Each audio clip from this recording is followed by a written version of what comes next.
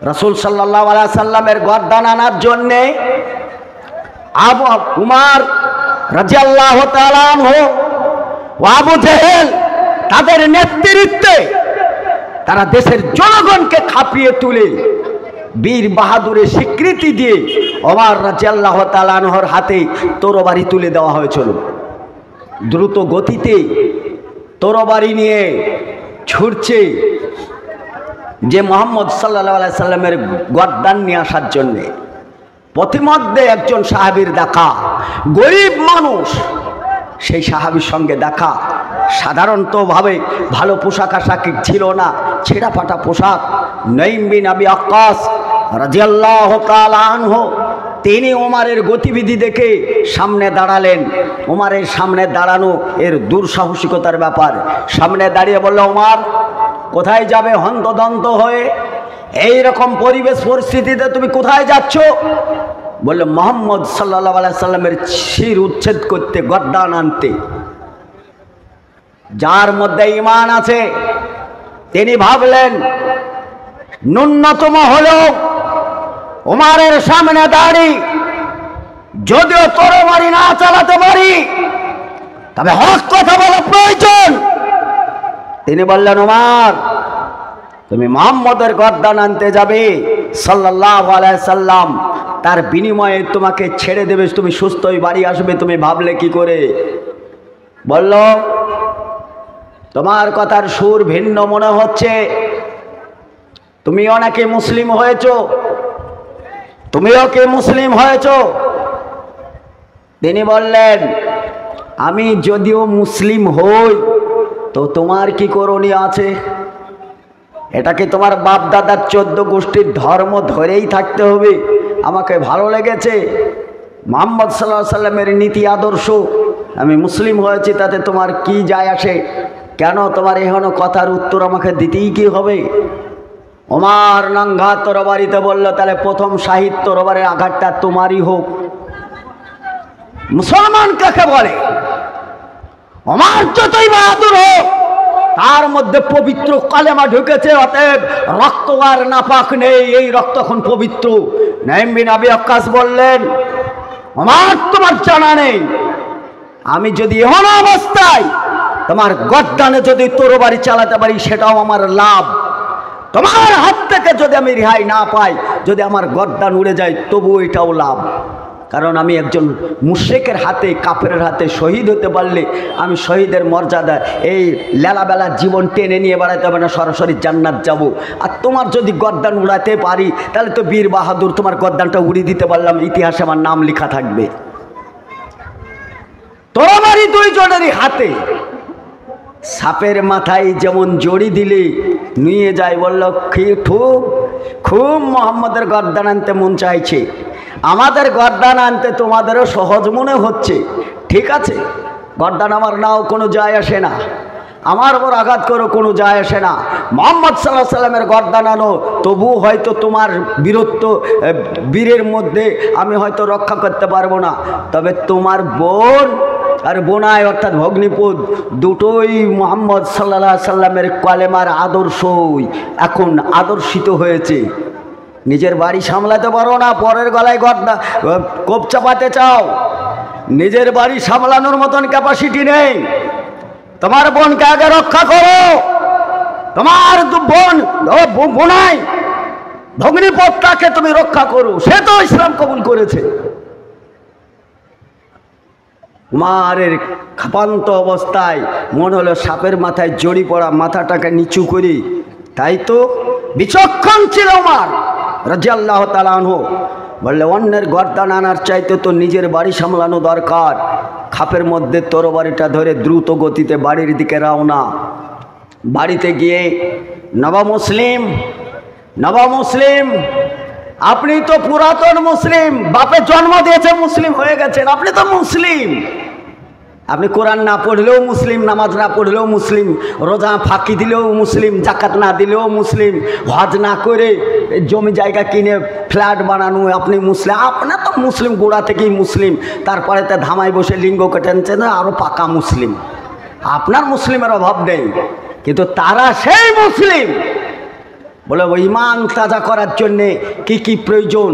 বলে আমানতু বিল্লাহ, আল্লাহর প্রতি ইমান নিয়ে আসা, আল মালাইকা ফেরেশতার উপরে ইমান নিয়ে আসা, তারপরে রসুলের উপরে ইমান নিয়ে আসা, ও কুতুবিহি কিতাবের ওপর ইমান নিয়ে আসা।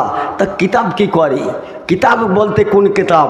কিতাব বলতে ওই কিতাব যেই কিতাব পড়লে পারে নেকি পাওয়া যায়, যে কিতাব পড়লে রহমত বর্ষিত হয়, যে কিতাব পড়লে পারে আপনার রহমত ও বরকত আসে, ওই কোরআন পড়লে পারে হৃদয় প্রশস্ত হয়, অন্তর শীতল হয়, আনন্দ পাওয়া যায়, ওই কোরআনে জান্নাত পর্যন্ত পৌঁছে দেয়। আল কোরআন ওয়াসিয়ামায় আসফান, আমার জন্য সুপারিশ কেউ করুক আর নাই করুক, পবিত্র কোরআন আমার জন্য সুপারিশ করবে ভেবেই প্রতিদিন আপনার সঙ্গী সাথী বন্ধু হিসাবে একটি আয়াত বা দুটি আয়াত, ছোট্ট একটি সূরা বিসমিল্লাহির রহমানির রহিম, কুল হুয়াল্লাহু আহাদ আল্লাহুস সামাদ লাম ইয়ালিদ ওয়া লাম ইউলাদ ওয়া লাম ইয়াকুল লাহু কুফুয়ান আহাদ, এই ছোট্ট সূরার মধ্যে 10 পারা কোরআনের সমতুল্য রহমত ও বরকত ভরা আছে। যদি 2 বার পড়া যায় 20 পারা কোরআন, যদি 3 বার পড়া যায় 30 পারা কোরআন পড়ে যেই নেকিটা পাওয়া যায়, ছোট্ট সূরাটার মধ্যে আল্লাহ রাব্বুল আলামিন এতটা রহমত বরকত ভরেছে যে পুরো কোরআন পড়ার সমতুল্য নেকি পাওয়া যায়। এই হচ্ছে পবিত্র কোরআন।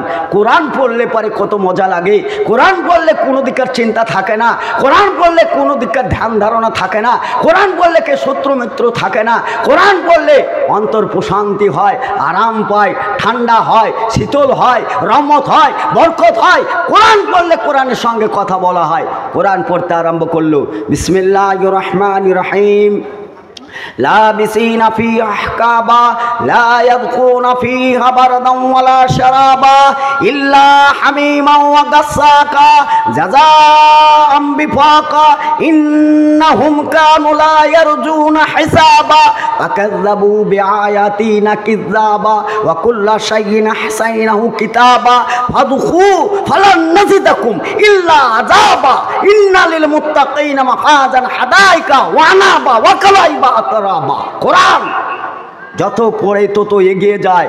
এই কোরআন হচ্ছে আল্লাহর কিতাব, এই কোরআন হচ্ছে আল্লাহর কথা, এই কোরআন হচ্ছে আল্লাহর সমস্ত বাণী। কোরআনের মধ্যে কোনো সন্দেহ নেই। কোরআন পড়লে মন তৃপ্তি পায়। তার দুলা ভাই আর তার বোন দুইজনে কোরআন পড়ছে আর কোরআনের সঙ্গে কথা বলছে। এমন সময় ওমরের দাপট, ওমরের গর্জন, ওমরের পায়ের আওয়াজ শুনে তারা দ্রুত লুকাতে গিয়ে কোরআনের একটি পাতা সেইখানে পড়ে গেল। তেনারা লুকিয়ে পড়লেন বটে, কিন্তু তার দোলাভাই অর্থাৎ ভগ্নিপত রেহাই পেল না। তার দাড়ি ধরে আছাড় মেরে তার উপর নানানভাবে অত্যাচার শুরু করলো। তার বোন ফাতেমা রাদিয়াল্লাহু তাআলা আনহা, মেয়ে মানুষ, তিনি গর্জে উঠে বলল, ওমর, তোমার গায়ে যে রক্ত আছে ওই একই রক্ত আমার গায়ে আছে। অবশ্যই তুমি দোলা ভাইয়ের গায়ে হাত দিতে পারবে না। এই হাত দেওয়ার তোমার অধিকার রাখে না। কেন তুমি মারছো? তোমার তো সম্পদ নষ্ট করা হয়নি। তোমার কি অধিকার আছে? তুমি আমার বাড়িতে এসে তুমি আমার স্বামীর ওপর অত্যাচার করবে, আমার ওপর প্রহার করবে। এটা অসাংবিধানিক সংবিধান, তুমি এই উপর মারতে পারো না। বন্ধু আমার, অস্বাভাবিকভাবে নিজের বোনের গালে মেরেছিল একটা থাপ্পড়।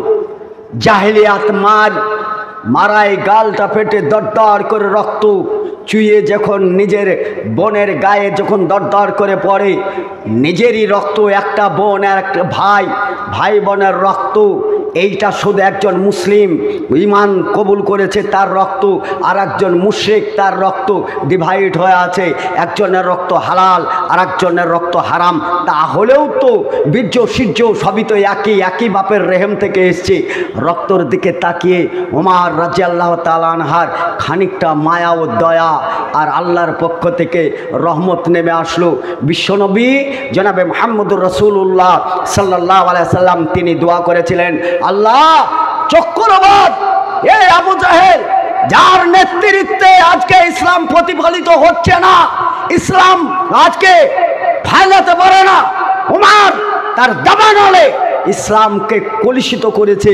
অতএব উমারকে নতবা আবু জেহেলকে যেটা তুমি গ্রহণ করো, যেটা তোমার পছন্দ মনে হয় তাকে তুমি হেদায়েত দান করো, সে যেন ইসলামটা কবুল করে, তাহলে পরে ভালো হয়। নবী মুহাম্মদ রাসূলুল্লাহ সাল্লাল্লাহু আলাইহি সাল্লামের দোয়া উমারের পক্ষ থেকে কবুল হয়ে উমার রাদিয়াল্লাহু তাআলা রক্তের দিকে তাকিয়ে তার মনটা নরম হয়ে গেছে। বারবার যেন ওই মুখে গালের দিকে একবার তাকায় আর একবার দেখে তো সেই কোরআনের পাতা যেটা উঠিয়ে রাখতে পারে নাই সেটা পড়েছিল। কোরআনে যেন আহ্বান করে হেদায়েতের সোধা নিয়ে, ওমর ইয়া আইয়ুহাল্লাযিনা আমানু ইন্নামাল মুশরিকুনা নাজাসুন, অবশ্যই নাপাক থাকতে তুমি মুহাম্মদ সাল্লাল্লাহু আলাইহি সাল্লামকে বুঝতে পারবে না, তুমি নাপাক অবস্থায়